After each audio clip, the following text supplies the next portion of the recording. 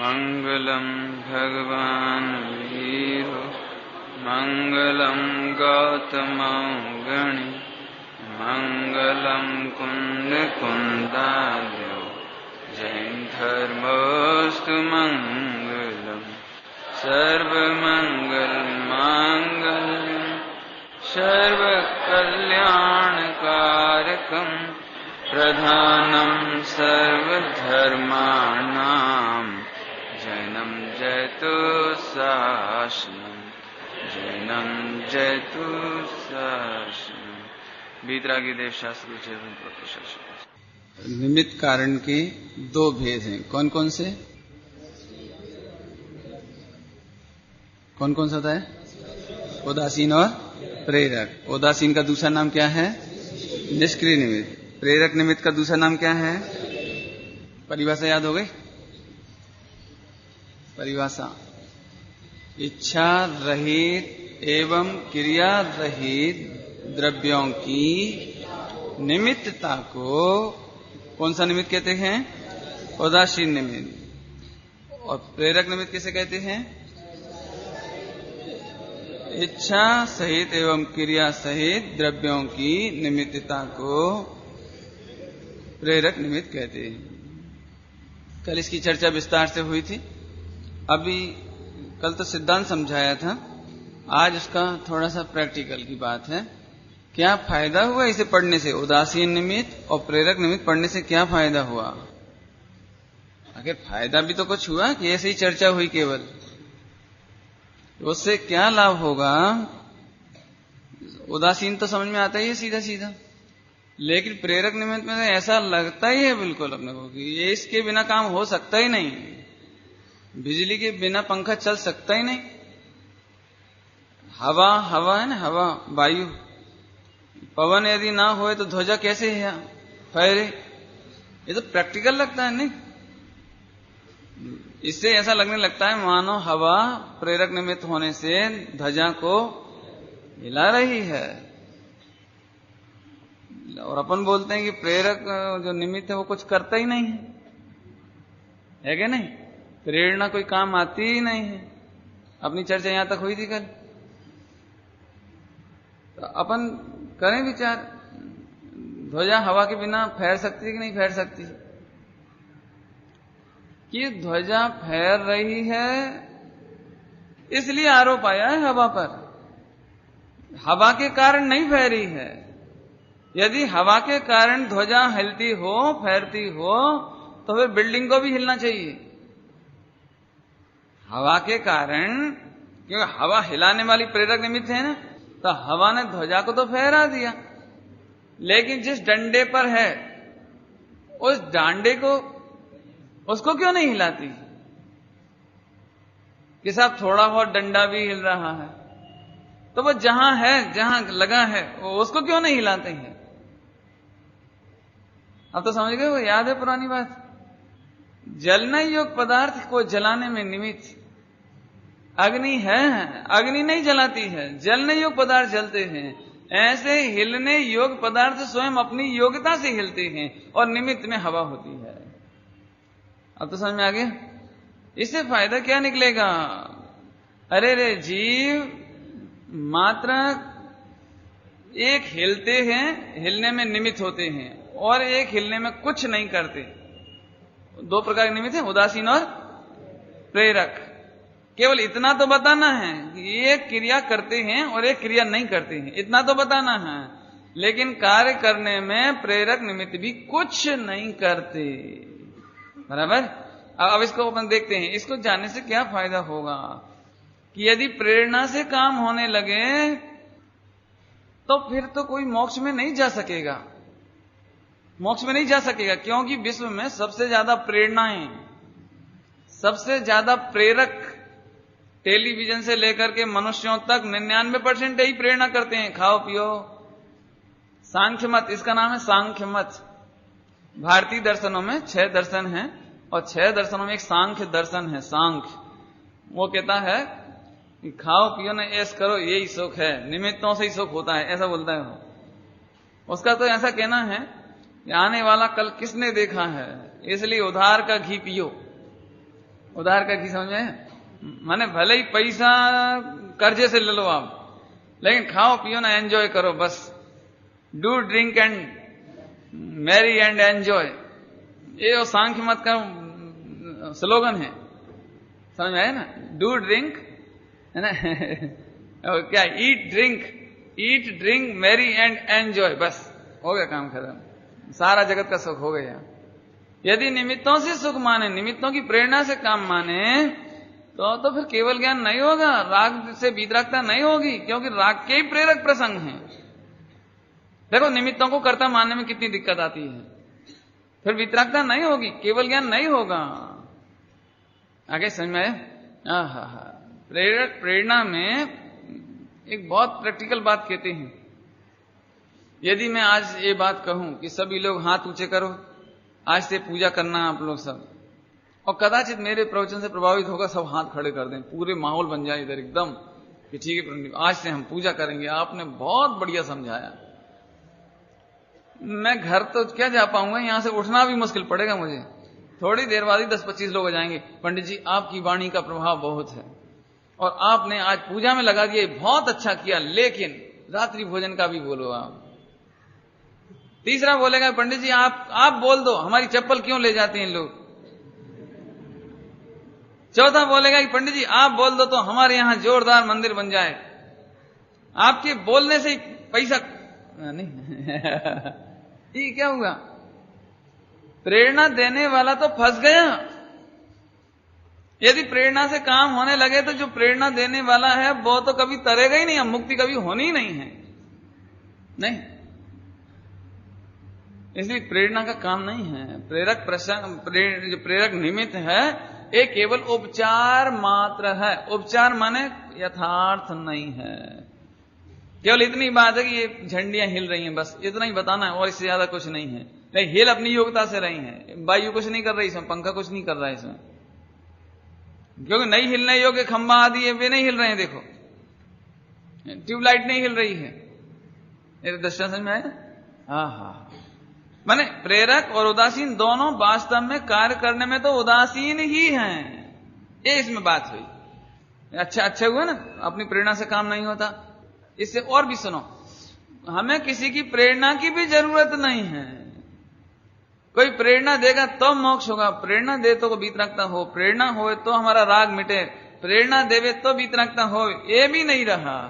इससे क्या फायदा निकला कि निमित्तों की ओर देखने की जरूरत नहीं पड़ी। नहीं, मान के चलो निमित्तों से और प्रेरणा से काम हो जाए तो जो हमारा उपकारी हो, जो हमारा कार्य करने वाला हो, बोलो वो उपकारी है तो उससे राग होगा कि नहीं होगा, उसका लक्ष्य होगा कि नहीं होगा, होगा। और मान के चलो जो बुरे कामों में प्रेरणा कर रहे हैं हमारी, यानी हमारे काम बिगाड़ रहे हैं, तो ऐसे निमित्तों से द्वेष होगा कि नहीं होगा।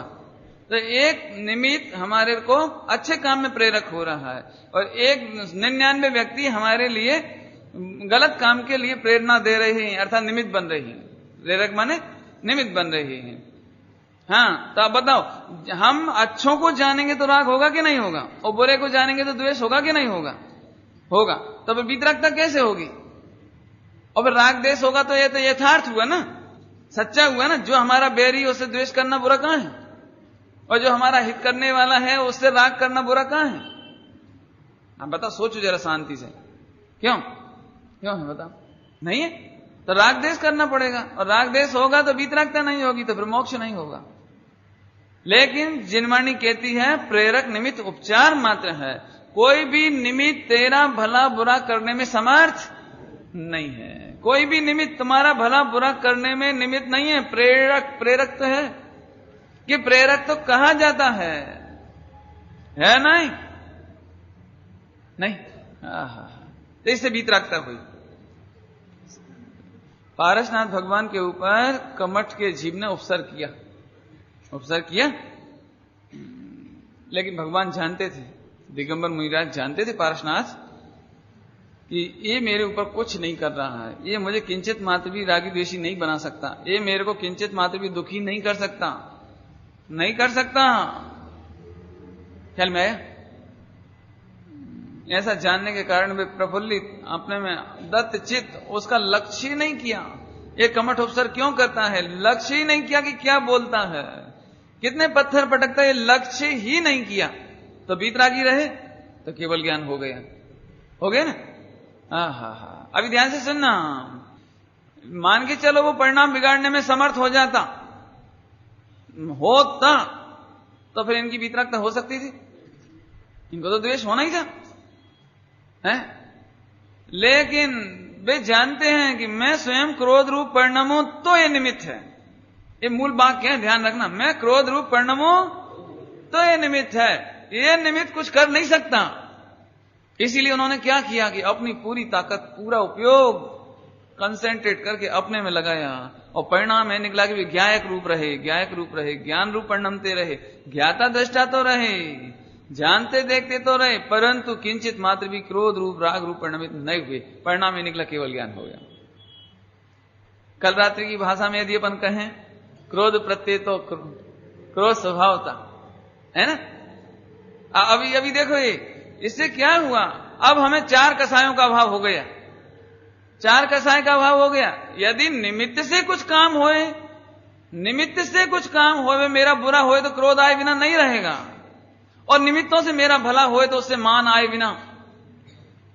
आपको मान क्यों होता है मालूम? मान कसाई क्यों होती है कि पंडित जी मेरे पास 10 करोड़ रुपया है तो सुख का कितना साधन है, तो सुख का साधन माना ना आपने 10 करोड़ को, गहने को, सोना चांदी, पैसा है, पत्नी, बच्चे, ये आपने सुख का साधन माना, इसीलिए तो मान कसाई होती है। लेकिन निमित्तों से सुख होता ही नहीं है। कितना नहीं होता है? किंचित नहीं होता है। अब मैं एक बात कहता हूं, आप में से कोई व्यक्ति कभी इस बात का मान कसाई करता है कि पंडित जी मैं इतना भाग्यशाली हूं, मेरे जैसा भाग्यशाली पूरे बॉम्बे में नहीं है? बोले क्यों? क्योंकि मेरे बगल में एक बहुत बड़ा पहाड़ है नहीं? पहाड़ नहीं, क्या कहलाता है ये? नेशनल पार्क है, पार्क है ना, बहुत बड़ा, पहाड़ ही पहाड़, गुफाएं गुफाएं। पंडित जी हमसे बड़ा भाग्यशाली कौन होगा? अरे लेकिन ये बताओ, वे तुम्हारे सुख में दुख में क्या है? वे भोग सकते हो? क्या कर सकते हो उसे? कुछ नहीं कर सकते। तो निमित्त माने जिसे भोगा नहीं जा सकता, केवल तुम घूमने जाओ तो चले जाओ, देखना हो तो देख आओ, लेकिन तुम्हारे लिए क्या है? नहीं। एक झोपड़ी वाला इसलिए प्रसन्न हो रहा है कि पंडित जी मैं बहुत भाग्यशाली हूं। बोले क्यों? क्योंकि पूरे बंबई के जितने हवाई जहाज हैं, यदि उन्हें रनवे पर उतरना हो तो पहले मेरी बिल्डिंग, वो क्या झोपड़ी के ऊपर चक्कर काटना पड़ता है। तो तेरे क्या होता है? क्या तुम्हें क्या होना है कि नहीं साहब, विश्व का कोई भी हवाई जहाज आए तो वो पहले मेरी झोपड़ी के ऊपर से निकलता है। अरे तुम्हें क्या होने वाला है? निमित्त माने कुछ नहीं, कुछ नहीं, निमित्त माने कुछ नहीं। ऐसे ही यहां पर मैं निमित्तों से सुखी होता हूं, ये मानने वाला निमित्तों का मान क्यों नहीं करेगा? और जिसने मान लिया कि निमित्तों से सुख होता ही नहीं है, कुछ नहीं होता है, तो हीरा सोना चांदी पैसा मकान दुकान पत्नी बच्चे जो भी हो, जो अरे शरीर हो, अभी थोड़ी देर बाद सूक्ष्म में भी चलेंगे, हो गे क्यों ना हो, गे हीरा सोना चांदी गे तो है? अरे लेकिन गे भी निमित्त है, गे भी निमित्त है। निमित्त निमित्त क्या करे? अब क्या करे इसको खोलेंगे थोड़ी देर बाद, चिंता नहीं करना। हाँ, पहले ये तो समझो कि मान कसाय क्यों होवे जब हम किसी काम का ही नहीं है। क्यों? आप में से कोई व्यक्ति ऐसा कहता है पंडित जी मैं सबसे भाग्यशाली हूं क्योंकि मेरे, वो क्या बोलता है, गैरेज में 10 कबाड़ा सेंट्रो खड़ी हैं। हाँ, क्या है थोड़ा? नहीं, हमारे यहां पंडित जी कम से कम पिताजी बाप दादाओं के जमाने की साइकिल पुरानी पंचर ट्यूब, टायर ट्यूब सब पड़े हुए हैं। कोई है कोई? क्योंकि जो काम में ही नहीं आते हैं, ऐसी संपत्ति, ऐसे अटाला सामान के लिए मान कौन करे? ऐसे ही जिसने ये भेद विज्ञान कर लिया कि निमित्त कुछ भी नहीं करता, जीव के लिए सुखी भी नहीं करता, दुखी भी नहीं करता। दुखी भी नहीं करता, ध्यान रखना, दुखी नहीं करता। इसके लिए भी कुछ कहना है मुझे, मैं भूल जाऊं तो पूछ लेना। दुखी भी नहीं करता, पहले तो सुखी नहीं करता, तो मान कौन करे? उसके चले जाने पर क्रोध कौन करे? निमित्त कुछ नहीं करता। शरीर के घाव हो जाने पर भी निमित्त क्या करता है? क्यों? पिटाई होने पर दुख होता है कि नहीं होता है? होता है ना। तो पिटाई से होता है। तुम दुखी हो तो पिटाई पर आरोप। अब इसके लिए तो बहुत सरल दृष्टांत है। आजकल वो टाइसन का नाम सुना हो? क्या है वो, क्या बुलाते जी, बॉक्सिंग होती ना, बॉक्सिंग क्या गजब है। तो नाक भी टूटती है, इधर भी लगती है, इधर भी लगती है, इधर भी लगती है, इधर भी लगती है, 2-4 दांत भी टूट जाते हैं। नहीं नहीं नहीं पिटते क्यों? तो क्यों बोलो, पिटने में मजा आता है कि दुख होता है? बोलो, अब बोलो, बॉक्सिंग में मजा आता है कि दुख होता है? यदि तुम्हें दुख होता हो तो क्यों? अब बोलो क्या कहना है? इससे मालूम पड़ गया पिटना निमित्त, घूसे पड़ना ये पढ़ना ये निमित्त, इससे दुख होता ही नहीं है। ये तो तुम दुख मानो तो इस पर आरोप जाएगा, और नहीं मानो तो मजे से पिटते हैं। देखो, नहीं नहीं नहीं समझ में आता है? हा। मैंने निमित्त क्या करे? क्रोध कौन करे? अब वो क्रोध नहीं करते, देखो वो पिटते भी है ना, तो क्रोध नहीं करते एक दूसरे पर। ये दृष्टांत है, स्थूल दृष्टांत है। पिटने का दुख नहीं करते कि इसने मुझे इतने घूसे क्यों मारे। वो तुम खड़े ही हुए थे, तुम पहले ही तुमने कहा था कि आइए देखते हैं कौन ज्यादा पिटने में महावीर है। नहीं, क्या गजब बात है। समझ में आया ना? ऐसे तो निमित्त में शॉर्ट में करता हूं। निमित्त माने बाहर की सामग्री से, किसी भी निमित्त से, चलती फिरती कार हो मनन प्रेरक, और खड़ी हुई कार हो अर्थात उदासीन, ये दोनों ही हमारे लिए राग उत्पन्न करने में समर्थ नहीं है। इसलिए इन पर हमें क्रोध नहीं होता। ये हमें क्रोधी नहीं बना सकते, इसलिए इन पर क्रोध नहीं होगा। मान नहीं होगा। क्यों नहीं होगा? कि इन्हें हम भोग नहीं सकते, निमित्तों को भोगा नहीं जा सकता, निमित्तों से हमारा कुछ काम नहीं होता। मान भी कौन करे? अरे रे, हमने बीतरागी देवसास गुरु पाए, इसका तो मान करें। बीतरागी देवसास गुरु पाए, इसका तो मान करें। कि सुनो, बीतरागी देवसास गुरु भी तेरे कर्ता नहीं है और तुम उनके भोक्ता नहीं हो। निमित्त है ना, निमित्त। क्या करेंगे बोलो? बीतरागी देवसास गुरु है तो बरोबर है, लेकिन तुम क्या कर सकते हो? और वे तुम्हें क्या कर सकते हैं? बोलो, हम महावीर भगवान के केवल ज्ञान को भोग सकते हैं? नहीं भोग सकते। महावीर भगवान मेरा सम्यक दर्शन कर सकते हैं? तो अच्छे निमित्त मिलने का मान भी कौन करे? एक मार्मिक बात हो, आज हमें केवल अहंकार के बल पर जी रहे हैं, आत्मकल्याण के बल पर, आत्मा के लक्ष्य पूर्वक, सम्यक दर्शन पूर्वक, रत्नत्रय पूर्वक नहीं। अहंकार काय बात का है? अरे तुम क्या समझो, मेरे पास इतनी सारी सीडी है, इतनी सारी कैसेट है, और मेरे पास तो मैंने तो गुरुदेव को सुना है। अच्छा, तो गुरुदेव को सुनना माने क्या है? नहीं बोलो, गुरुदेव को सुनना इजिकल टू सम्यक दर्शन? नहीं, क्या है क्या? अभी इसीलिए मैं देवसास गुरु कहे, देवसास गुरु। अभी तो देवसास गुरु का निमित्त मिलना भी तेरे कर्ता भोक्तापना नहीं होने से अहंकार किस बात का? नहीं। डायबिटीज का बीमार हो, अरबोपति पार्टी हो, और वो गर्व के साथ बोले, पंडित जी मेरे इतने महाभाग हैं कि कम से कम 100 गोडाउन तो शक्कर से भरे हुए हैं। लेकिन तुम तो डायबिटीज के बीमार हो, तुम 100 गोडाउन क्या करोगे? 100 गोडाउन शक्कर का क्या करोगे? बोलो, काय का गर्व करें? ऐसे हमें पूज्य गुरुदेव श्री मिल गए, देवसास गुरु मिल गए, शास्त्र मिले जोरदार, सब बढ़िया हुआ। लेकिन तुम प्रसन्न काय के बल पर हो? एक अनुभूति होती है कि नहीं होती है? भेद विज्ञान होता है कि नहीं होता है? आत्मा का अनुभव होता है कि नहीं होता है? यदि आत्मा का अनुभव नहीं है तो आप डायबिटीज के बीमार हो। होते रहो खुश। एक कल की जो 2 चर्चाएं थी ना, उसकी 2 चर्चा हो गई रात्रि की। निमित्त को यदि सुख का कारण माने, 2। अभी मायाचारी, जब निमित्तों से सुख ही नहीं होती तो मायाचारी काहे के लिए करें? ईमानदारी से बताना, मायाचारी आत्मा के लिए करते हो कि निमित्तों के लिए, संयोग के लिए, सामग्री के लिए, परद्रव के लिए? किसके लिए? क्यों शक्कर मीठी? मैं जल्दी बोल गया, अब मैं दूसरा पूछ लेता हूं। क्यों? नमक कैसा होता है? खारा होता है। मायाचारी से कुछ बोलो ना, मायाचारी से थोड़ा बदल दो ना इसमें कुछ। अब मायाचारी करने का भाव क्यों नहीं आता? देखो, लेकिन मैं पूछूं, क्यों तुम करोड़पति हो कि लखपति हो? अब थोड़ा सोचना पड़ेगा। यदि करोड़पति बोल देंगे तो अब भी हल पंडित जी, ये तो दृष्टांत है।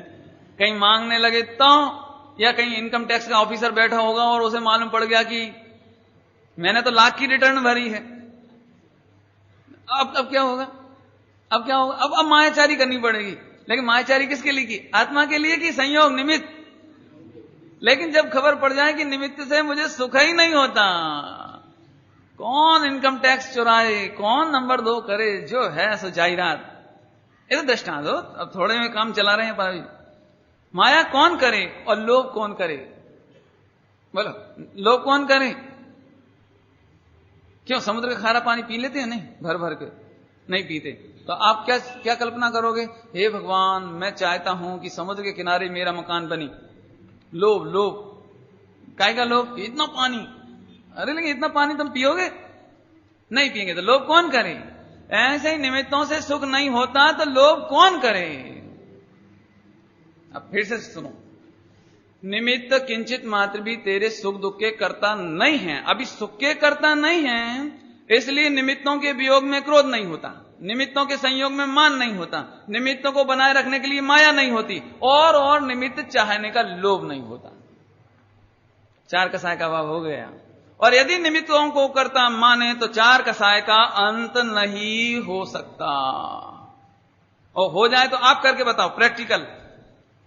कहने से काम नहीं चले, आप प्रैक्टिकल करके बताओ कि देखो 4 कसाय का अंत हो गया। अब हमने तो आपको तरीका बता दिया, निमित्तों को अकर्ता मानने पर 4 कसाय का अंत हो जाता है। इस आप 4 अनुयोग सिद्ध करो। अब देखो जल्दी जल्दी, अब 4 अनुयोग और बता देते हैं। 4 अनुयोग बताने से पहले एक बात रह गई जो अभी हमने कही थी, पूछ लेना, कहा है ना, वो भी सुन लो कि कोई तुम्हें दुख नहीं देता, निमित्त कोई तुम्हें दुख भी नहीं देता, सुख नहीं देता, ये तो बता दिया। लेकिन निमित्त दुख नहीं देते। ध्यान से सुनना मार्मिक बात, निमित्त तुम्हें दुख नहीं देते, निमित्त तेरे सम्यक दर्शन ज्ञान चारित्र का हरण नहीं करते। अलिंग ग्रहण के 20 बोल में ये बात आई है, उपयोग का हरण नहीं करता, कोई उपयोग का हरण नहीं करता, तेरे ज्ञान दर्शन का, तेरे रत्नत्रय का हरण नहीं करता। ध्यान से सुनना, इससे क्या फायदा हुआ कि निमित्त तेरा बुरा नहीं करते, इसलिए तू निमित्तों का लक्ष्य करके द्वेष मत कर। आत्म कल्याण करने के नाम पर, अरे रे पंडित जी, हम तो पत्नी हैं, बच्चे हैं, व्यापार है, परिवार है, अब क्या करें, फंस गए, ये जिंदगी तो हमारी चली गई, क्या करें पंडित जी, इतना बड़ा कारोबार है, 4 लड़के थे देखने वाले, लेकिन चारों चले गए, अब कौन देखे, अब तो मैं ही बचा हूं बस। देखो तुम क्या बोल रहे हो, कौन देखे, तो तुम देख रहे हो ना केवल तो तुम देखते रहो ना, कौन ने मना किया है। लेकिन तुम व्यापार का नाम लेकर आत्मकल्याण से दूर क्यों होते हो, कारोबार का नाम लेकर आत्मकल्याण से दूर क्यों होते हो? कि देख, अब बोलते तो यही हो ना, कोई देखने वाला नहीं रहा, अब हमारे सिवा कौन देखे, कि तुम देखो, देखने वाले तो भगवान बनते हैं, मालूम है? नहीं, देखने वाले ज्ञाता दृष्टा रहने वाले तो सिद्धालय में चले जाते हैं। कि सब घर में रहे तो कि सुन, यदि तुम सम्यक दृष्टि होकर घर में ज्ञाता दृष्टा मात्र रहते हो तो अभी कुछ बुरा होने वाला नहीं है। बस ऐसा करना, लाख रुपए का प्रॉफिट हुआ कोई मतलब नहीं, लाख रुपए बस जान लो, बस और क्या करना, देख लो बस। और 1 करोड़ की हानि हो गई, देख लिया, उसमें करना क्या आपने को। जैसे समुद्र के किनारे समुद्र की लहरें आती हैं और जाती हैं, अपन क्या करें, क्यों कभी टेंशन है किसी को? अब इनका देखने वाला कौन रहा, क्या तुम में से कोई रात भर खड़ा रहेगा वहां? क्यों खड़े रहोगे? अपन फिर कोई देखने वाला नहीं रहा, इतनी समुद्र की लहरें हैं, कोई देखने वाला नहीं रहा। समुद्र की लहरों में टेंशन मत करो। ऐसे यहां इतना ही से कहना है कि जो लोग कपड़े त्याग करके सुख मानते हैं, उन्हें कहनी है ये बात, उन्हें मतलब अपने को ऐसा लगता है कपड़ा पहने इसलिए दुख है, कपड़ा छोड़ दें तो नहीं, निमित्त छोड़ देंगे, पैसा छोड़ देंगे, व्यापार छोड़ देंगे, कपड़ा छोड़ देंगे, जंगल में चले जाएंगे तो सुखी हो जाएंगे कि नहीं? ये स्वयं निमित्त के छोड़ने से सुखी नहीं होते। समझ में आया? निमित्त को छोड़ने से सुखी नहीं होते, क्योंकि निमित्त तुझे दुख देता ही नहीं है। दुख देवे तो छोड़े ना, नहीं। समझो एक दृष्टांत दे रहे, कोई आदमी को सिर दर्द हो रहा हो, सिर दर्द, अब समझ लो सिर दर्द तो हो रहा है उसको और कोई चीज से, नींबू का रस पी लेने से, या यूं समझ लो कि लीम का पीने से, एक दृष्टांत है वो, दृष्टांत, कोई चीज खाने से पीने से, और वह बोले कि आज मेरा सिर दुख रहा है, मुझे इतना गुस्सा आ रहा है, शक्कर को उठा के फेंक दो। ये तो शक्कर तुम्हें सिर दर्द दे रहा है क्या? नक्की तो करो, शक्कर ने तो आपको सिर दर्द नहीं दिया, आप शक्कर को क्यों फेंक रहे हो? ऐसे ही निमित्तों को छोड़ने से सुखी नहीं होते। निमित्तों ने तुम्हें दुख दिया कब है? बहुत अटपटी बात है थोड़ी सी, क्योंकि पूरा चरणानी योग इसी पर आधारित है। पूरा चरणानी योग कहता है ये छोड़ो, ये नहीं खाना, ये कपड़े नहीं पहनना, और ये मकान छोड़ना, ये पत्नी बच्चे छोड़ देना, जंगल में चले जाना, यही लिखा है ना। तो पंडित जी आप चरणानी योग का विरोध कर रहे हो कि हम विरोध नहीं कर रहे हैं, हम सच्ची बात बता रहे हैं कि वे तुम्हें सुख दुख नहीं देते, इसलिए उनका लक्ष्य छोड़ दो। और उनका लक्ष्य छोड़ने पर ऑटोमेटिक, जब ये सुख दुख देते ही नहीं तो इकट्ठा कौन करे? तो ऑटोमेटिक छूटता है, ऑटोमेटिक छूटता है। अंदर में आत्मा की दशा बढ़ने पर, आत्मलीनता बढ़ने पर कसा चौकड़ियां मिटती हैं और ग्रहण करने का भाव नहीं आता। देखो एक दृष्टांत दे, दृष्टांत, बचपन में रेत के ढेर लगे रहते थे, बालू के ढेर, तो अपन उसमें खेलते थे, तो खेलते खेलते उसमें सब इकट्ठी करते थे, सीप शंख है ना, इकट्ठे करते थे। और कितने ग्लेड होते थे मिलते थे जब, कितने ग्लेड होते थे, और फिर अपन इकट्ठे करके बैंक बना लेते थे उनका, और मेरे पास इतने, मेरे पास इतने, मेरे पास, और मेरे पास देख एक हरे रंग का, एक लाल रंग का, एक नीले रंग का, हाँ हम नहीं देंगे। अब लड़ मरने के लिए तैयार, लेकिन देंगे नहीं। हाँ अब तुम्हारे घर में है कि नहीं? सुनो वो क्या नाम जुगल है कि नहीं घर में? अभी नहीं। कब फेंके तुमने, वो मालूम है कोई डेट? नहीं, डेट तो मालूम होगी, किस तारीख को फेंक दिया आपने, किस दिन आप विरक्त हुए उनसे? पता ही नहीं चला कह रहा पता ही नहीं चला। बोलो अभी तुम किसी को खबर ही नहीं है, क्योंकि हमें जिस दिन ये मालूम पड़ गई अपने आप इनकी कोई औकात नहीं है, कोई वैल्यू नहीं है, और जिस दिन मालूम पड़ी उस दिन वे हरे नीले पीले लाल सारे की सारी सीपियां शंख पता नहीं कब छूट गए, कब फीक गए। क्यों? तुमने अहंकार किया कभी? अरे मेरे से बड़ा पुरुषार्थी तपस्वी कौन होगा, इतनी सारी बैंक कलेक्शन, ओ मैंने सब छोड़ दिया, करते हैं। ऐसे ही दिगंबर मुनिराज की दशा में सब छूट गया, लेकिन उन्हें भी खबर नहीं कि हमने छोड़ा। कब छोड़ा? तब छोड़ा। पकड़ में आई बात? इतनी सहज वृत्ति का नाम मुनि दशा। आएगी, अपने आप आएगी, अपने आप आएगी, नेचुरली आएगी, गारंटी से आएगी। हम ये नहीं कहते आप छोड़ो, छोड़ने के नाम पे तो अभी टेंशन हो जाएगा। हम अभी बोले छोड़ देना भैया थोड़ा बहुत, अभी टेंशन होगा, क्यों? वो सीपियां तो अभी तो बच्चे को प्रिय हैं, वे तो, ये तो थोड़ी बात ख्याल में आई। इसलिए सुनो, मैं छोड़ू छोड़ू छोड़ू और छोड़ के सुखी हूं, ये वृत्ति मिथ्यात है। सुन, पहले अच्छी तरह से नक्की कर लो कि निमित्तों से काम होता है कि नहीं होता है, और यदि काम नहीं होता है तो अब हमें कुछ नहीं कहना है। बोलो, लोक में भी जिन चीजें काम की नहीं रहती ना, काम की नहीं रहती, उन्हें कौन इकट्ठा करता है? कौन कलेक्ट करता है? बोलो, नहीं करते। ऐसे ही यहां पर निमित्तों से काम नहीं होता, निमित्तों से सुख नहीं होता और निमित्तों से दुख नहीं होता, तो कलेक्शन के नाम पर भी लक्ष्य नहीं करते और छोड़ने के नाम पर भी लक्ष्य नहीं करते। इस तरह पर लक्ष्य छूट गया, इस तरह पर लक्ष्य छूट गया, और पर लक्ष्य छूट गया तो अब बचा कौन है? कल एक भाई पूछ रहे थे शाम को कि वो स्वयं लक्ष्य भी तो क्रमबद्ध पर्याय में जब होना होगा, है ना? तो अपने को तो उसको अभी उपदेश क्यों देना कि आत्मा का लक्ष्य करो? प्रश्न समझ में आ गया कि जब हमारी क्रमबद्ध पर्याय में आत्मा का लक्ष्य होना होगा तो होगा, आप क्यों चक्कर में पड़ते हो? ये तो प्रश्न है ना? अब उसका उत्तर बहुत ही सरल है कि जब पर लक्ष्य छूट गया, सुख के नाम पर भी पर लक्ष्य नहीं रहा, और ये मुझे दुख देते इस पे भी पर लक्ष्य नहीं रहा, तो समस्त पर लक्ष्य छूट गया। तो अब जो बच गया उसी का ही नाम स्व लक्ष्य है। बस क्रमबद्ध में हो गया, आपो आप हो गए, देखो आपो आप हो गया नहीं। हाँ, मैंने दृष्टांत दिया उनको कल रात को कि जैसे अपन बिस्तर में सो रहे हो और स्वप्न में अपन जाने हांगकांग, अमेरिका, तालिबान के वो कौन सा देश है, अफगानिस्तान, सब जगह घूमाते हैं सपने में, और तब अपने को डर लगता है कि अपन अफगानिस्तान में कहां घुस आए, और ऊपर से हवाई जहाज आया, कौन का, अमेरिका का, और अपन घबरा गए, अब मरे, ओ वो बम, और इतने में आंख खुल गई, आंख खुल गई। तो अपने घर में तो लौटना है कि नहीं लौटना है? नहीं, अफगानिस्तान से वापस नहीं लौटना पड़ेगा।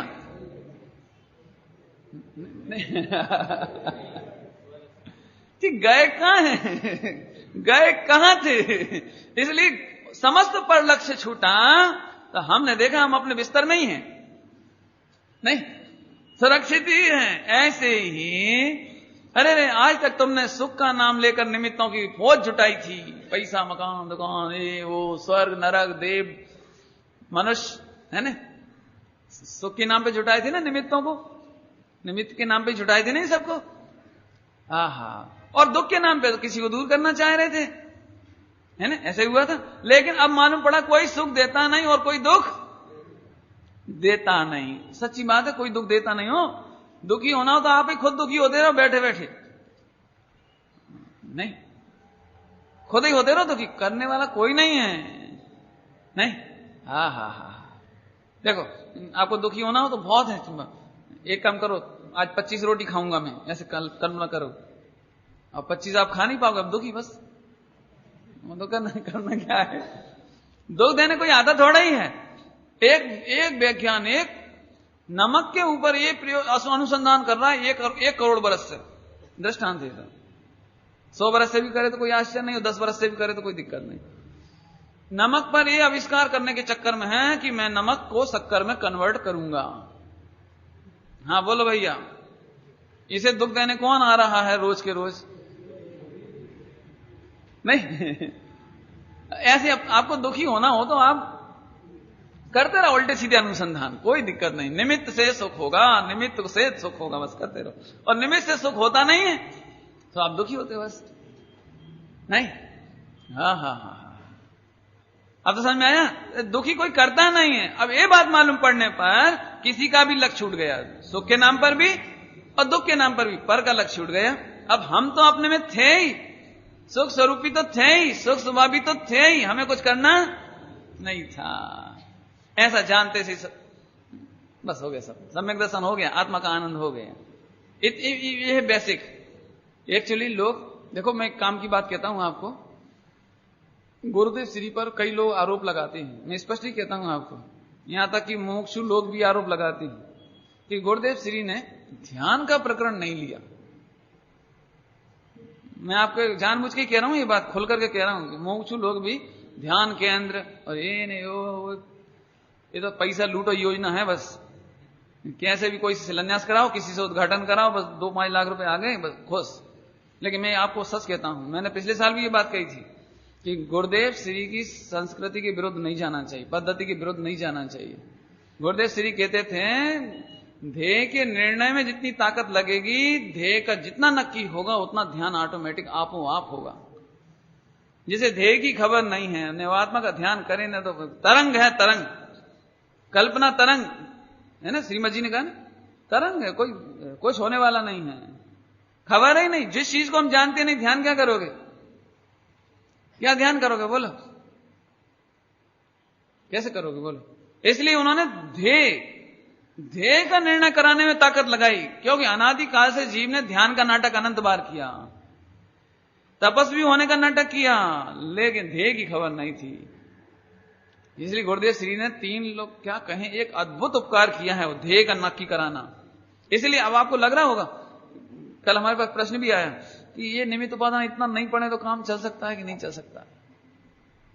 आप तो कोई शॉर्टकट बता दो ना, 1 घंटे में जैसे काम चल जाए, इतना नहीं पड़े तो। हम आपसे फिर कह रहे हैं, आप ध्येय के निर्णय करने के लिए जरूर पढ़ो, इसे जरूर पढ़ो। केवल आंख बंद करके बैठने से काम नहीं चलेगा। समझ में आया? ये बात अच्छी तरह समझ में आना चाहिए कि तुझे कोई सुख देने वाला निमित्त नहीं है और कोई दुख देने वाला निमित्त नहीं है। और ऐसा जानने से सुख चाहिए इस नाम पर भी लक्ष्य नहीं होता, और दुख दूर करने के लिए इन्हें दूर करूं, शत्रु को दूर करूं, ये लक्ष्य भी नहीं रहा। इस तरह से आत्मा का लक्ष्य हो गया और निर्विकल्प आत्मा का वेदन हो गया। और ऐसा ही ध्यान करने का नाम ध्यान। मैं तो सुरक्षित हूं, मैं अप्रभावी हूं, मुझे जगत में कोई निमित्त कुछ नहीं कर सकता। ठीक है, शत्रु तो मुझे दुख नहीं देते, लेकिन कर्म मुझे बहुत दुख देते हैं। नहीं, कर्म का उदय बैड लक, पाप का उदय आ जाए तो दुखी होंगे कि सुखी होंगे? कि आज तक पाप के उदय में भी इतनी ताकत नहीं है कि वो मुझे दुख दे देवे। एक ही सीधा सीधा न्याय है, तुम दुखी हो तो पाप का उदय पर आरोप जाता है। नहीं, एक हवाई जहाज गिर गया, कोई घटना घटी, इन्होंने अखबार पढ़ा ही नहीं, ये मस्त, इन्होंने अखबार पढ़ लिया से दुखी, अरे हवाई जहाज गिर गया, हवाई जहाज गिर गया, हवाई जहाज गिर गया। दृष्टांत दे तो। हाँ भैया बोलो, पाप का उदय किसका है दोनों में से? बोलो। अरे ऐसे जो दुखी हो रहे हैं ना, वो से निमित्त हो गया अखबार, प्रेरक निमित्त हो गया वो, देखो। और इन्होंने पढ़ा ही नहीं, कोई मतलब नहीं, क्या क्या फर्क पड़ा बोलो? ये तो दृष्टांत दिया। ऐसे पर का लक्ष्य कर करके दुखी हो तो आरोप, ऐसे कर्म का उदय पर तो आरोप जाता है। इसकी चर्चा पूर्व में हो गई है, इसलिए अपन कर्म की चर्चा नहीं करते हैं। एक तीसरी चर्चा करना है अपने खास, निमित्तों से काम नहीं होता, इससे और कोई फायदा है पंडित जी? द्रव्यान योग में कोई फायदा है? द्रव्यान योग में कि इसमें तो 100% फायदा है, द्रव्यान योग में तो 100%। पहले इसके लिए दृष्टांत दो और फिर अपन चलते हैं। ये दर्पण है और एक काला पर्दा है, पुराना दृष्टांत अपना, ओल्ड एंड गोल्ड। नहीं समझना अच्छी तरह से। हाँ भैया, तो काले पर्दा का निमित्त से दर्पण काला हो गया कि नहीं?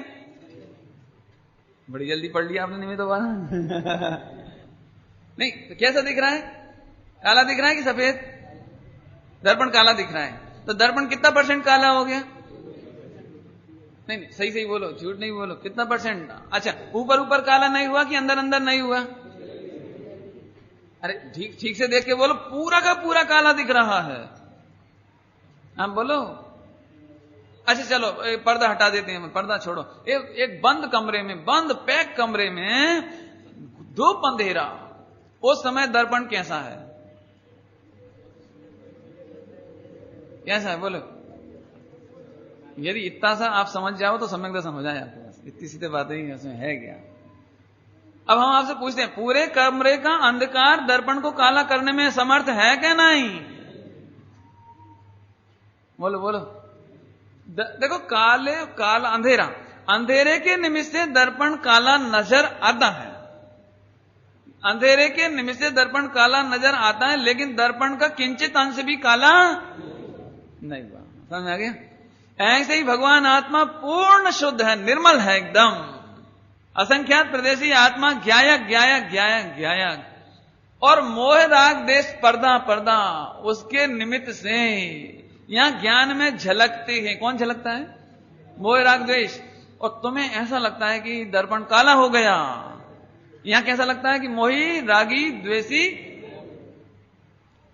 ये बात समझ में आ जाए और समझना अच्छी तरह से, समझ आ रहे? फिर से बोलूं तो दर्पण कितना काला हुआ? नहीं हुआ, नहीं हुआ। अच्छा, दर्पण को काला करने की विधि बोलो। ये 1 करोड़ बरस तक पर्दा लटका रहे, हो जाएगा? नहीं नहीं, कुछ कुछ % तो बोलो। नहीं, कभी काला नहीं होगा। कैसे? कोई तंत्र मंत्र कर दें तो नहीं, कोई निमित्त काम नहीं करेगा। कोई अपन आजकल तांत्रिक होते ना, तांत्रिक चंद्रा स्वामी तांत्रिक अपन करवा दें तो दर्पण थोड़ा बहुत तो काला हो जाएगा ना। देखो, वस्तु के स्वभाव में निमित्त की नहीं चलती, मिरर के, दर्पण के, अरीसा के स्वभाव में निमित्तों की नहीं चलती। दर्पण के सामने, अरीसा के सामने कितने घंटों तक अग्नि जलाएं कि दर्पण गर्म हो जाए? तो अग्नि के निमित्त से दर्पण गर्म नहीं होता, नहीं होता। ऐसे ही क्रोध के काल में भी, क्रोध के दिखाई देने पर भी, क्रोध ही जैसा लगने पर भी, क्या कहा? क्रोध ही जैसा लगने पर भी भगवान आत्मा किंचित क्रोधी नहीं हुआ, किंचित क्रोधी नहीं हुआ। क्रोध गेय है, क्रोध गेय, और गेय के निमित्त से यहां ज्ञानाकार बन रहा है। ज्ञान में ज्ञेयाकार बन रहा है, ज्ञान में ज्ञेयाकार, आकार, आकार, ज्ञेय का आकार, तो मोह राग देश का आकार बन रहा है। जैसे दर्पण में अग्नि का आकार बनता है तो ये ज्ञेयाकार कहलाता है। दर्पण में अग्नि का आकार क्या कहलाता है? ज्ञेयाकार। ऐसे ही आत्मा में, ज्ञान में मोह राग द्वेष इनके निमित्त से ज्ञेयाकार बनता है, लेकिन आत्मा मोही रागी द्वेषी। अब तुम क्या करते हो? अब बोलो। अब दर्पण को काला देख के टेंशन लगता है तुमको? लगता है? क्यों? कभी घर में आपको ऐसी घबराहट होती है कि ये जो काला पर्दा है ना, इसकी वजह से दर्पण में काला काला काला काला, एक काम करो, ये दर्पण चेंज कर दो। ऐसा आता है? पर्दा चेंज करने का भाव आता है? आता है? नहीं आता? नहीं आता ना? हाँ हाँ हाँ हाँ हाँ, कभी घबराहट ही नहीं होती। अब ऐसे आप बैठो, क्रोध का पर्दा लहराता हुआ दिखाई दे रहा है, मान का, माया का, लोभ का, परंतु हमें कोई टेंशन ही नहीं हो रहा है। नहीं समझ में आया? बहुत सरलता से बता रहे हैं आपको, ये बहुत पुरुषार्थ की बात है। और इतना सही पुरुषार्थ को बहुत कहते हैं, बस इतना सही कि फिर पंडित जी कहीं पाप लग गया तो कि तू पाप की चिंता मत कर, वो पाप भी ज्ञेय है और उसके निमित्त से यहां झलकेगा। बस अपन क्या करें कि हम तो ज्ञाता दृष्टा हैं। पकड़ में आया? यदि निमित्त को कर्ता मानेंगे तो, यहां निमित्त की चर्चा चलती है ना, निमित्त को कर्ता मानेंगे तो 3 काल में भी तुम क्रोध से रहित नहीं हो सकते। मैं एक बात पूछूं, सिद्ध भगवान को क्रोध झलक रहा है कि नहीं झलक रहा है? सिद्ध भगवान को, अनंत भगवान को क्रोध झलक रहा है कि नहीं झलक रहा है? तो फिर सिद्ध भगवान को क्रोध आता है कि नहीं आता है? नहीं आता। तो तुमको क्रोध आता है कि नहीं आता है? अभी ध्यान से सुनना, अपने को तो अपना ही क्रोध झलकता है। अभी अपना निमित्त है ना, अपना गे, अपना ही क्रोध झलकता है। लेकिन सिद्ध भगवान को तो 3 लोक के सारे पापियों के पाप सारे हिंदुस्तान नहीं, सारे विश्व के जितने जीव हैं उनके अनंत अनुबंधी क्रोध आदि सब, वो सब भगवान को झलकता है। तो झलकने से फिर भगवान कैसे हो गए? नहीं। आपने समाचार पत्रों में अथवा चंदा मामा में कोई कहानी पढ़ी होगी, कोई कहानी पढ़ी होगी कि एक राजा ने ऐसी कोई गुरु को खुश करके ऐसी रिद्धि पाई, शक्ति पाली कि वो दूसरे के मन की बात पढ़ लेता था। तो पहले तो अपने मन से परेशान था वो और अब उसे मालूम पड़ गया कि जैसे उसने पत्नी को देखा तो उसकी वो शक्ति थी ना, तो पत्नी सोच रही थी मुझे बहुत परेशान करता है, हे भगवान मरता भी नहीं अब बताओ, मन की बात। ऊपर से तो रानी प्रसन्न थी, आओ आओ आओ, आओ। रानी है भैया, राजा है तो राजा के सामने क्या करे? अंदर अंदर टेंशन है ना, टॉर्चिंग अंदर अंदर तो चलती है, विचार क्या करें। लड़के को देखा राजकुमार को, ये बुड्ढा मरता ही नहीं है, मेरे को मुझे राज्य कब मिलेगा और मर गए। अब क्या होगा? क्यों? अभी तो अपने ही विकल्पों से परेशान थे, अब सारे विकल्प झल के तो कितना परेशान होगा? नहीं। लेकिन सुनो, जो ये जानते हैं कि निमित्तों से कुछ नहीं होता, ज्ञेयों से कुछ नहीं होता, कुछ नहीं होता, तब वे सिद्ध भगवान 3 लोक के समस्त जीवों के परिणाम जानते हैं, लेकिन उन्हें किंचित मात्र भी राग द्वेष नहीं होता, क्योंकि निमित्तों से कुछ नहीं होता। आपको सही बात बताएं तो आप 99% जो दुखी हो वो तो केवल संभावना से दुखी हो। संभावना, कुछ हुआ नहीं है, नहीं समझ में आए। 99% तो कैसा क्या होगा, निमित्त। कल निमित्त नहीं मिले तो, पैसा नहीं रहा तो, इनकम टैक्स पड़ गई, रेट पड़ गई तो, नरक में चले गए तो दुखी कैसे हो? कल भोजन नहीं मिला तो, मेरे मित्र से नहीं बनी तो, ये तो संभावना से दुखी हो। आप देख रहे 99% बोल रहे हो। लेकिन भाई तुम एक बार समझ लो कि निमित्तों से सुख दुख नहीं होता तो 99% टेंशन अपने आप खत्म। ज्ञेयों से दुख नहीं होता, ज्ञेयों से दुख नहीं होता। तुम दुखी होते हो तो ज्ञेयों पर आरोप आता है। अब तो समझ आ गया होगा। ये करना नहीं होगा, ये द्रव्यानी हो गए, ये द्रव्यानी हो। अब मुझे ज्ञेयों के निमित्त से होने वाले मोह राग देश रूप में परिणमता नहीं, और कोई मुझे परिणमा सकते नहीं। अब राग का साधन दूर करना कि द्वेष का, कोई नहीं बचा। समझ में आया? और आगे चलें। क्यों? इंद्रियों से ज्ञान होता है। आंख से देखते कि नहीं देखते? आंख से देखते कि नहीं देखते? कान से सुनते हैं कि नहीं सुनते? अभी गजब बात देख लेना, ये भी निमित्त की बात है। निमित्तों से काम होता ही नहीं। बहुत सरल है, बहुत ही सरल है। क्यों? अपन बोलते तो हैं, देखो व्यवहार से तो ऐसा बोलते हैं, आंख से देखते हैं, आंख से पढ़ते हैं, बोलते कि नहीं बोलते? लेकिन मैं आपसे पूछता हूं, व्यवहार ने ऐसा बोलता है, हम खिड़की से देखते हैं, तो खिड़की क्या करती है? हम खिड़की से देखते हैं, दरवाजे से देखते हैं, तो खिड़की क्या करती है? नहीं, कुछ नहीं करती, नथिंग। और बोल क्या रहे हैं? खिड़की से देखते हैं, तो खिड़की कुछ नहीं करती। ऐसे ही खिड़की कुछ नहीं करती, ये खिड़की कुछ नहीं करती। अब बताओ, ये पढ़ाना कितना कठिन है। अभी स्कूल मत बोलना कोई से, पागल कहेंगे, पागल। आंख से नहीं देखते तो काय से देखते हैं? अरे लेकिन सुन तो, इस पंचेंद्रीय महल के अंदर एक भगवान आत्मा है, वो ज्ञान से देखता है, ज्ञान से सुनता है, ज्ञान से जानता है। यहां की भाषा में कहें तो निमित्तों से देखता, जानता, सुनता, पढ़ता, लिखता, खाता, पीता, चखता भी नहीं है। मैं सब पिछले साल पढ़ा चुके, इसलिए मैं शॉर्ट कर रहा हूं, इनको विस्तार नहीं कर रहे हैं इसका। निमित्तों से काम नहीं होता। अरे ये बात समझ में जाए तो समाधि मरण हो जाए। समाधि मरण क्यों भाई? आंख चली जाए तो? नहीं पंडित जी, ऐसा नहीं हुए। तो सुनो, तो अब तुम्हें समाधि मरण नहीं हो सकता, क्योंकि तुम खिड़की को बनाए रखना चाहते हो, आंख को बनाए रखना चाहते हो। लेकिन हमने आपको दृष्टांत दिया था, पहले आप उसी को समझ लो। रात्रि में स्वप्न में लड्डुओं का स्वाद लेते हैं, तो जिब्बा तो होती नहीं उस समय, जिब्बा पे लड्डू होता ही नहीं है। बोलो, यदि लड्डू के निमित्त से ही स्वाद आता हो, रसगुल्ले के निमित्त से ही स्वाद आता हो, तो स्वाद कैसे ले लेते उस समय? रसगुल्ला तो है ही नहीं जिब्बा पर, लड्डू तो है ही नहीं। यदि कान से ही सुनने का निमित्त हो, कान से ही सुनने का काम हो, तो स्वप्न में किससे सुनते हो? अब तो समझ गए सर, स्वप्न किससे देखते हो? स्वप्न में ठंड गर्मी, यहां तो अपन रजाई में है, रजाई में है, और स्वप्न में ठंड लग रही है, अपन बर्फ के पहाड़ों में चले गए।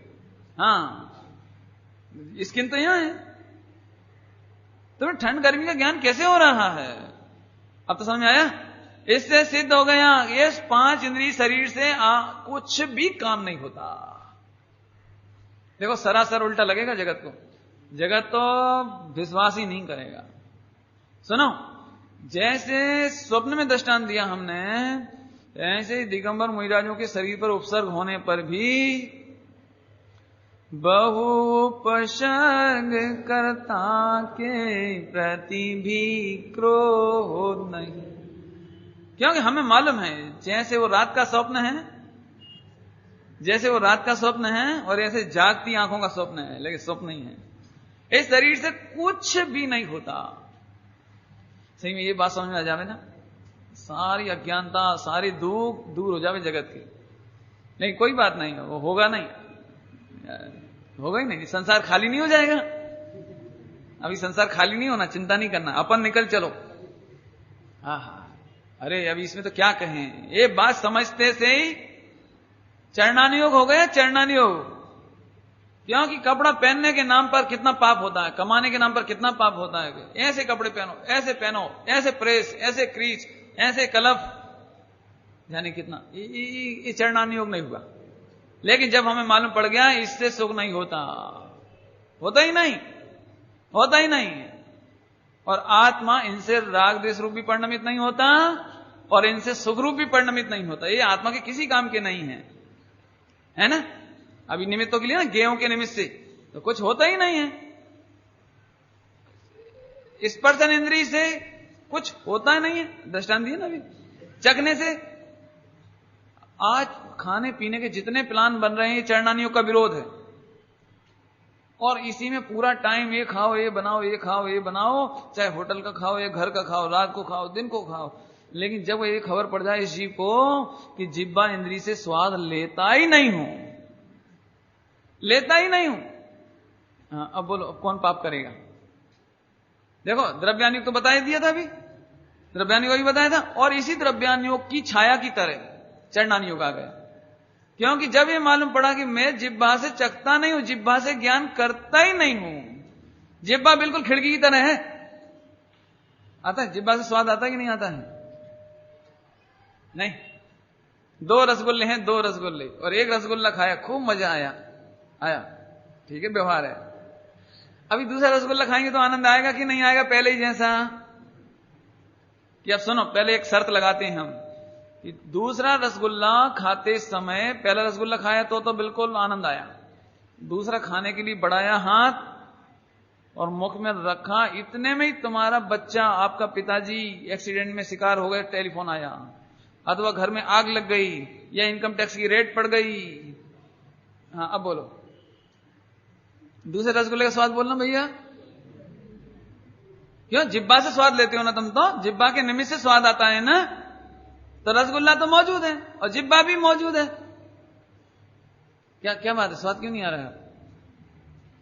इससे सिद्ध हो गया जिब्बा से स्वाद नहीं लेते, निमित्त है, ये खिड़की की तरह बेकार है, बिल्कुल बेकार। लेकिन हम अंतर में कल्पनाएं करते हैं, कल्पनाएं, और तब ये लगता है कि रसगुल्ले का स्वाद आ रहा है। जिब्बा से स्वाद आज तक नहीं आया और रसगुल्ले से भी आज तक नहीं आया। इतनी सी बात समझ में आ जाए तो रसना इंद्री का संयम हो गया। और यदि अपूर्व अवसर की भाषा में कहे तो पंच विषय राग द्वेष विरहित, हो गया, बस हो गया।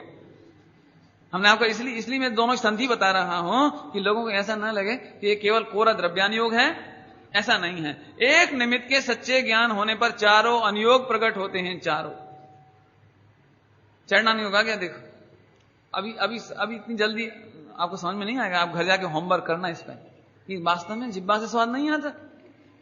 और इस जिब्बा के पीछे कितने परेशान, सबसे ज्यादा परेशान तो जिब्बा से है आदमी, सबसे ज्यादा। यदि उसे मालूम भी पड़ जाए कि शक्कर खाने से मैं मर जाऊंगा, डायबिटीज है, तो अभी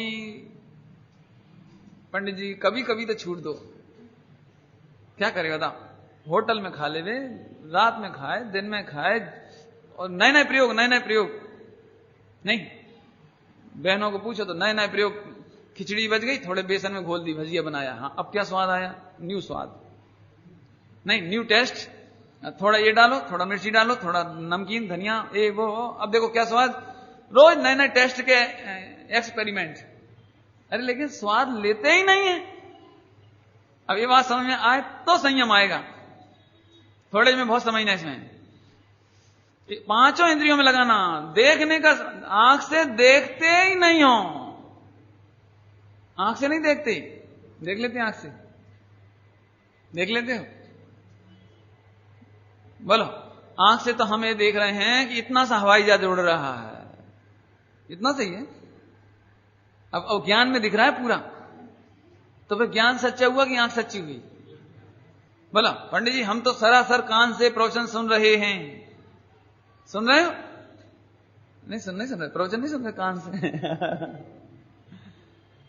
समय साथ जी वो सब तो गाथा भी है परमागम में, है ना? हे कान वालो सुनो तुम, एक कर्ण सहित प्राणियों सुनो। सुनो भैया, ये व्यवहार की बात है। कान से सुनते खोए हो, तो हमने तो ये सुना कि मां बेटे को बोल रही, मैं तुझे मार डालूंगी, तू मत पढ़, हैं? पढ़ना मत। लो भाषा तो ऐसे बोल रहे हैं, बोलो हाँ बोलो, क्या सुना तुमने कान से? मार डालूंगी, बोलो। अपन ने कान से तो ये सुना कि जब 9 से 12 पिक्चर का शो देखकर आए रात को, तो पापा नहीं 6 से 9 9 से 12 नहीं, 6 से 9 पिक्चर देखकर आए, तो पापा ने 100 का नोट और फेंक करके कहा, लो एक और देख आओ। हाँ, क्या करोगे? क्या समझे तुम कि पापा बहुत गिलेड हैं, देखो 100 और देखने का पिक्चर का पैसा दे रहे हैं? नहीं समझ में। कान से क्या सुना फिर तुमने? अब तो समझ में आया कुछ? कान का सुना हुआ सच्चा नहीं है, ज्ञान का अनुभव सच्चा है। ये इतना दृष्टांत हो गए, अब तो 5 इंद्रिय के दृष्टांत हुए ना, ऐसे सूंघने में लगा लेना। अरे ज्ञान अपने आप में इतना समर्थ है, उसे इस 5 इंद्रियों की जरूरत नहीं है। ऐसा जानने पर 5 इंद्रियां जोरदार बनी रहें तो हमें कोई दिक्कत नहीं, और 5 इंद्रियां जोरदार नहीं रहें तो भी मैं ज्ञान को जोरदार अनुभवते समाधि कर लूंगा। ये समझाना था मुझे।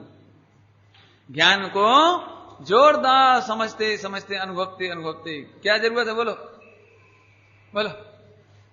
हाँ, अभी देखो यहां पर किसी का चित्त शांत ना हो, तो वो दिमाग का सोच रहा है कि व्यापार धंधा हो ये वो, तो मेरा एक भी अक्षर सुनाई नहीं पड़ रहा होगा उसे। और कई बार आपको हो जाता होगा, बीच बीच में गोता लगा जाते हैं ना, उस समय समझ में नहीं आता सब क्यों हंस रहे हैं। नहीं हो जाता ऐसा, सब क्यों हंस रहे हैं, तो फिर पूछती क्या कहा, अच्छा समझ नहीं आता कुछ, मैंने सुनाई नहीं पड़ता, सुनते हुए भी नहीं। जिन लोगों को नींद आती है ना प्रवचन में, सुनते तो हैं कानों से, लेकिन ज्ञान से नहीं सुनते ना। ये बात आप देख लेना अनुभव करके। तो वो बीच बीच में ऐसा भी करे बराबर सब। बाद में उनसे पूछो, कोई प्रश्न पूछ लो बीच में, हाँ भैया क्या कहा हमने,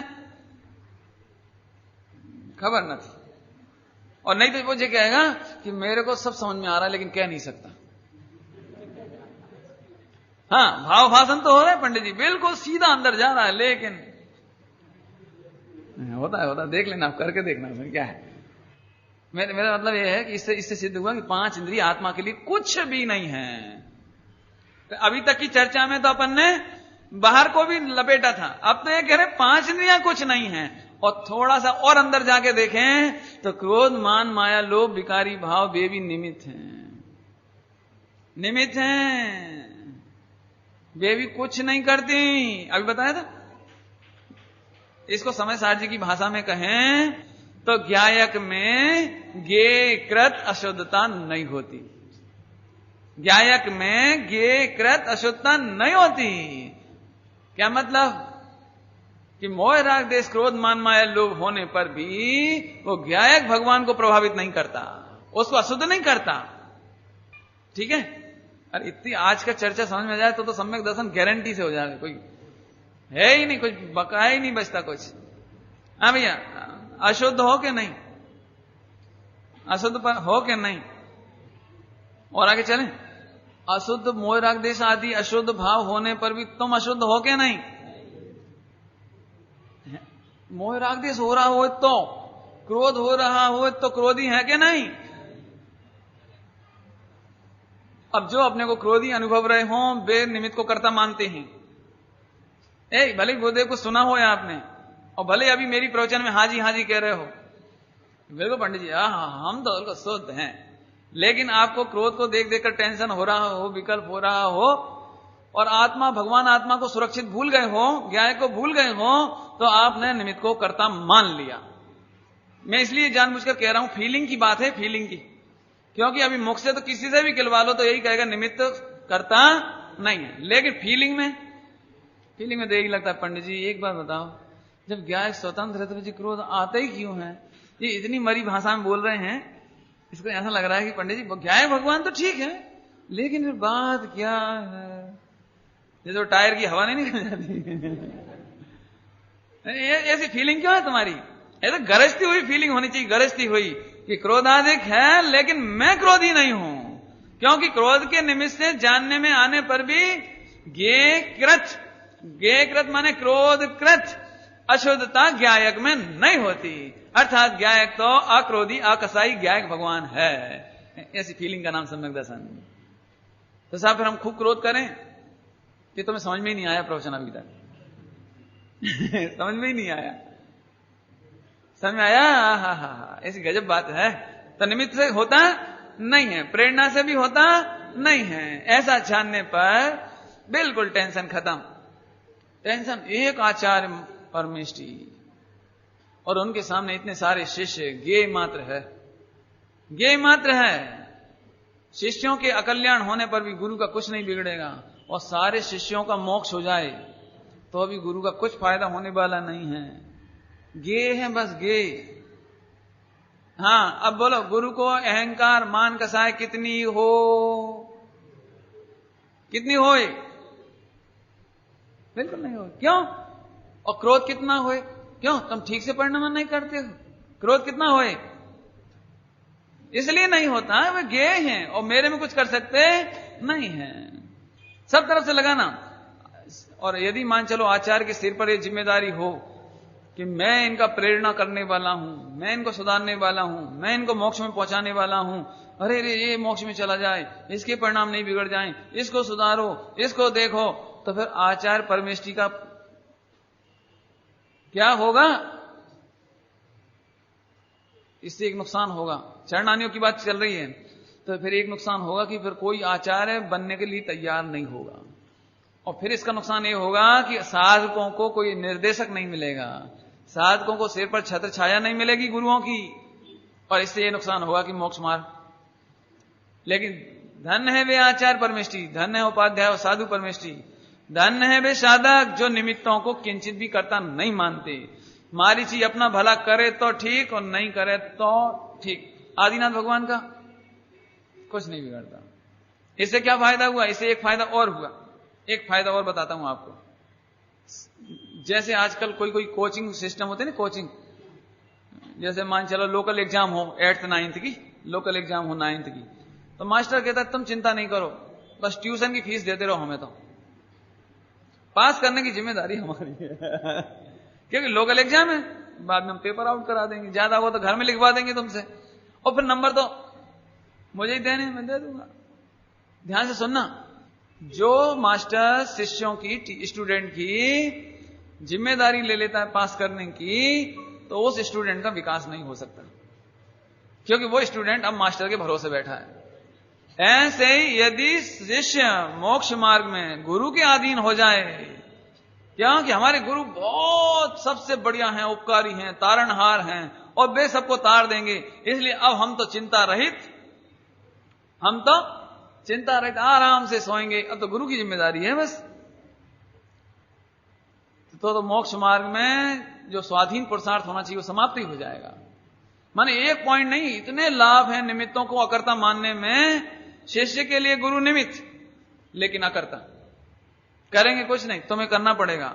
इसलिए एक फायदा हुआ कि शिष्य अलर्ट होकर अपना काम करेगा कि सुनो, गुरु भले ही महान हैं, लेकिन उनकी महानता से मेरा काम नहीं होगा। तो मेरा काम कैसे होगा? 24 घंटे सावधान, गायक स्वभाव में सावधान, अब परिणाम नहीं बिगड़ेंगे। बराबर?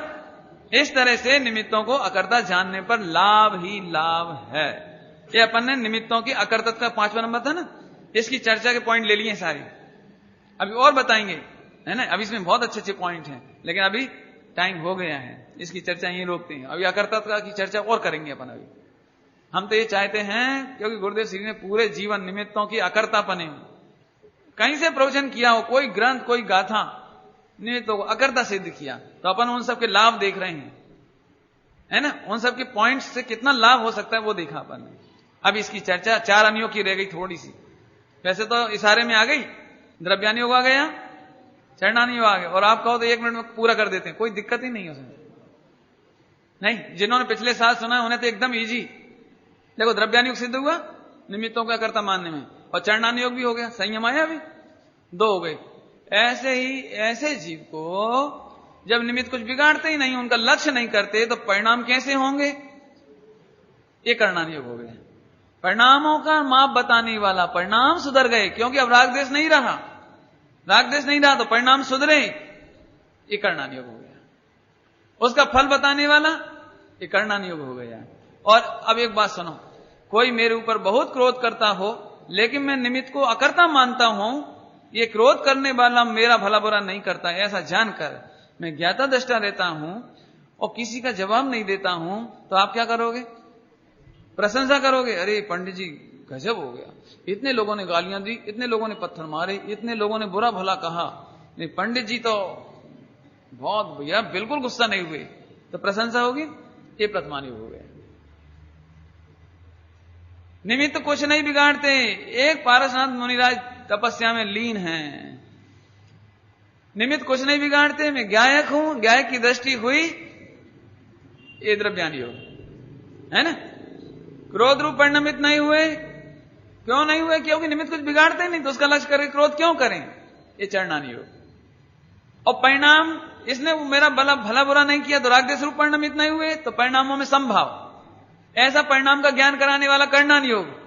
और फिर ऐसे जीवों की प्रशंसा, ये प्रथमानियोग। अब इससे उल्टा कर देना, जो निमित्तों को कर्ता मानेंगे वे गायक की दृष्टि से चूके, वे द्रव्यानियोग से भ्रष्ट। द्रव्यान योग से भ्रष्ट। और जो पर को भला बुरा करने वाले मानते हैं तो ये भी प्रतिकार करेंगे, गालियां देंगे, उपाय करेंगे, मारेंगे, पीटेंगे, ये चरणान योग से भ्रष्ट। और फिर इनके परिणाम कैसे होंगे? कसाय रूप। इनका फल क्या होगा कि नरक निगोद, ऐसा बताने वाला करणानी योग। और फिर ऐसे जी की निंदा होगी, धिक्कार है ओसामा बिन लादेन को, बेचारों को मरवा रहा है अफगानिस्तान वालों को, इसकी मति सुधर जाए। क्यों? किसकी मति सुधर जाए? एक की सुधर जाए, बस एक सुधर जाए तो सारे आतंकवादी। यदि ओसामा कहते हुए कि नहीं भाई, अपने को इतने निर्दोष लोग मारे जा रहे हैं, अपने को नहीं करना, एक सुधरे बस, तो बाकी सब शांत। लेकिन धिक्कार है रावण को। अरे रे रे, धन है सीता जिसका रावण भी चित्त खराब नहीं कर सका। आगे निंदा प्रशंसा। चारण योग नाम द्रव्यान योग क्या हुआ? द्रव्य दृष्टि कराने वाला, द्रव्य दृष्टि, द्रव्य की बात। चरणान योग में आचरण है ना, और करणान योग में परिणाम और उनका फल। बराबर है तो और भी विषय, लेकिन यहां परिणाम और उनका फल। और प्रथमान योग में निंदा और प्रशंसा। शॉर्ट में हमने इसको भी पूरा किया। ओम नमः शिवाय।